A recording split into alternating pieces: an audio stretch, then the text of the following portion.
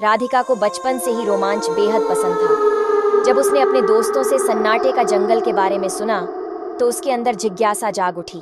तुमने सुना है सन्नाटे का जंगल के बारे में? हाँ, थोड़ा बहुत सुना है।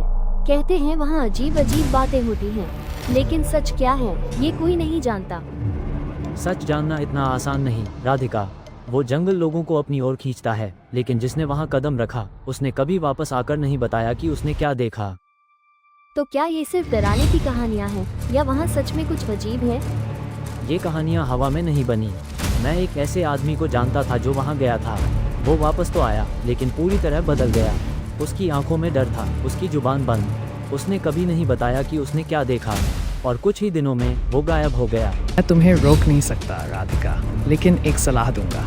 अगर कभी उस जंगल की ओर जाओ तो पहले खुद से पूछो, क्या तुम्हारे अंदर इतना साहस है कि तुम अपने डर से सामना कर सको?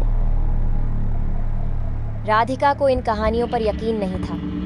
उसने तय किया कि वह खुद इस जंगल का सच पता लगाएगी। शाम ढल चुकी थी। जंगल के प्रवेश द्वार पर एक पुराना टूटा फूटा बोर्ड लटका हुआ। उस पर लिखा था, वापस लौट जाओ। ये लोग भी डराने के लिए कुछ भी लिख देते हैं। राधिका ने मुंह बनाया और जंगल के अंदर कदम रख दिया। जंगल में घुसते ही उसे कुछ अजीब सा महसूस हुआ। पेड़ मानो झुककर रास्ता रोकने की कोशिश कर रहे थे। चारों तरफ सन्नाटा था।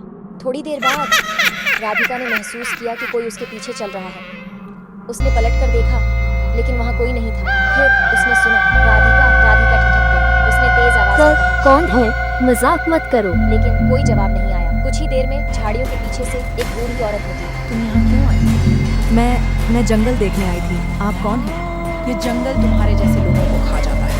वापस जाओ जब तक जा सकती हो। तभी एक तेज चीख जंगल के अंदर